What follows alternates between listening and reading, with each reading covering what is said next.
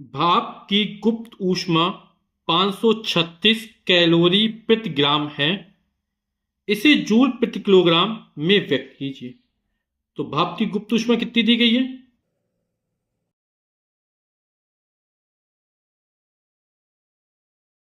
गुप्त ऊष्मा को कैपिटल एल से लिखते हैं और इसका मान हमको दे रहा 536 कैलोरी प्रति ग्राम दे रहा।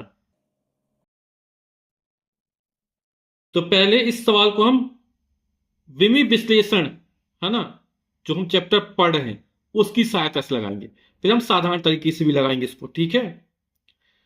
तो यहां पर पहले एक पद्धति के मात्रक को दूसरी पद्धति के मात्रक में बदलने वाले सूत्र का प्रयोग करेंगे, है ना। तो उसके लिए सबसे पहले हमें गुप्त ऊष्मा की विमा की जरूरत पड़ेगी, तो उसको निकाल लेते हैं। तो सूत्र हमारा होता है Q बराबर M इंटू एल। तो L बराबर क्या हो जाएगा? Q upon M। Q यानी ऊष्मा की विमा। ऊष्मा क्या एक प्रकार की ऊर्जा होती है ना, तो ऊर्जा की विमा यानी कार्य की विमा, और कार्य बराबर बल गुणे विस्थापन। तो बल की विमा होते एम एल टी की पावर -2, और फिर विस्थापन की विमा एल, एल का गुणा करो तो एम एल की घाते 2 टी की घाते -2 हो जाएगा। बल की विमा याद करना बहुत जरूरी है। और स्मॉल एम यानी द्रव्यमान, और द्रव्यमान की विमा कैपिटल एम, और विमा हमेशा बड़े कोष्टक के अंदर लिखी जाती है। एम से एम कट जाएगा तो एल की घाते 2 टी की घाते -2, ये हमारी गुप्त ऊष्मा की विमा निकल आई।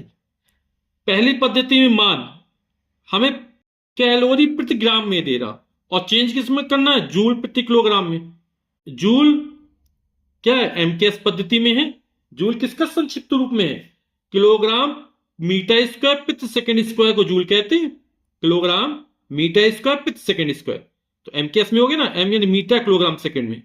लेकिन कैलोरी किसी में नहीं आता, है ना। तो पहले इसको हम, ये ग्राम में दिया है, सीजीएस में सेंटीमीटर ग्राम सेकंड आता है, तो पहले हम कैलोरी को किस में चेंज कर लेते हैं? अर्घ में चेंज कर लेते हैं, है ना। सीजीएस पद्धति में ऊर्जा का मात्रक, है ना, क्या होता है? अर्घ होता है। तो इसको अर्घ में चेंज कर लेते हैं। N1 का मान कितना हो जाएगा?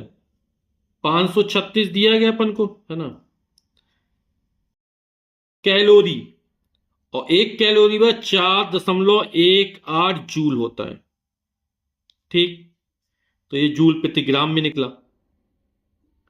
अब जूल को अर्ग में चेंज करना है, तो 536 गुणे 4.18, और 1 जूल बराबर तो 10 की घाते 7 अर्ग, तो हो जाएगा अर्ग प्रति ग्राम। 536 में 4.18 का गुणा करेंगे तो ये आएगा 2240.48 गुणे 10 की घाते 7, ये हमारे N1 का मान हो जाएगा। ठीक है। 0.1 स्थान, 2 स्थान, 3 स्थान खिसका देंगे तो आएगा 2.24, और 3 स्थान इस तक खिसका तो इसमें 3 जोड़ देंगे घात में, तो हो जाएगा 10 की घाते 10। तो ये जो मान निकला, किस में निकला? सीजीएस पद्धति में है। और हमें किस में चाहिए? जूल प्रति किलोग्राम में चाहिए, यानी एमकेएस पद्धति में इसका मान चाहिए हमको। यानी जो N2 हमें चाहिए है वो किस में चाहिए? ज्ञात करना है, और ये होना चाहिए एमकेएस पद्धति में। आपको समझ में इसलिए हमने लिख दिया कि पहली पद्धति जो मान दिए गए हैं वो सीजीएस पद्धति में दिए गए हैं, और जिसमें ज्ञात करना वो एमकेएस पद्धति है।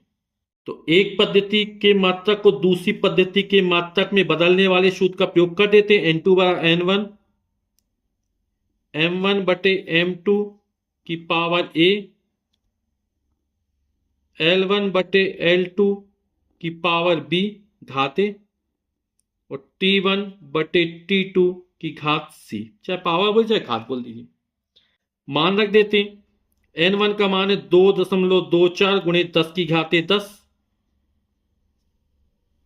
पहली पद्धति जिसमें मान दिया गया है सीजीएस है, तो यहां ग्राम आएगा। एल लंबाई में सेंटीमीटर आएगा, और समय में आएगा सेकंड। दूसरी जिसमें बदलना है वो एमकेएस पद्धति है, ग्राम, और यहां पे एमकेएस पद्धति में क्या होता है? किलोग्राम होता है। लंबाई में मीटर आता है, और दोनों ही पद्धति में समय किस में होता है, सेकंड में होता है। अब यहां घात चढ़ानी, विमा चढ़ानी है, ए बी सी है ना, तो हमने गुप्त ऊष्मा की विमा कितनी निकाली, एल की घाते 2, टी की घाते -2, एम तो है नहीं द्रव्यमान, है ना, तो एम की घाते 0 माना जाएगा। तो हो जाएगा एम की घाते 0, एल की घाते 2 और टी की घाते -2। तो ये हो जाएगा 2.24 गुणे 10 की घाते 10, और किसी भी संख्या की घात 0 उसका मान कितना होता है, 1 होता है, सेंटीमीटर। और 1 मीटर बराबर 100 सेंटीमीटर। घात 2 थी, 2 चढ़ा दी, सेकंड सेकंड कट गया, 1 बचा, 1 की घाते -2 यानी 1 ही होता है। तो ये हो जाएगा 2.24 गुणे 10 की घाते 10, ये भी 1 ये भी 1, है ना, सेंटीमीटर सेंटीमीटर कट गया तो 1/100 आएगा।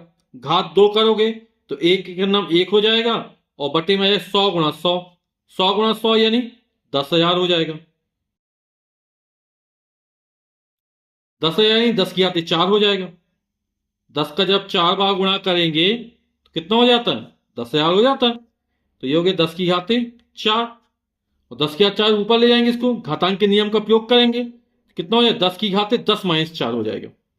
तो ये हो जाएगा 2.24 गुणे 10 की घाते 10 - 4 यानी 2.24 गुणे 10 की घाते 6। ये हमारा N2 का मान निकल आया, है ना, यानी भाप की गुप्त ऊष्मा कितनी निकल आई, ये निकली 2.24 गुणे 10 की घाते 6, किसमें, एमकेएस में निकाला ना, यानी जूल प्रति किलोग्राम। ठीक, तो यही हमारा उत्तर हो जाएगा। अब इसको लगाने का दूसरा बहुत सरल तरीका है, उसको भी जान लेते हैं। तो भाप की गुप्त ऊष्मा हमें दे रहा है 536 कैलोरी प्रति ग्राम दे रहा है, ठीक है, और किस में बदलना है, जूल प्रति किलोग्राम में बदलना है। तो 536 और 1 कैलोरी बराबर होता है 4.18 जूल, ठीक, और 1 ग्राम बराबर होता है 1/1000 किलोग्राम, यानी 10 की घाते -3 किलोग्राम, ठीक। 1 किलोग्राम बराबर 10 की घाते 3 ग्राम होता है, और 1 ग्राम बराबर 10 की घाते -3 किलोग्राम, जो ग्राम छोटा तो होता है, किलोग्राम बड़ा होता है। जब 536 में 4.18 का गुणा करेंगे, तो इसके पहले कर चुके ना, कितना था, 2240.48, इतना आएगा, और 10 किया तो -3 ऊपर पहुंचे तो प्लस हो जाएगा, ये जूल प्रति किलोग्राम।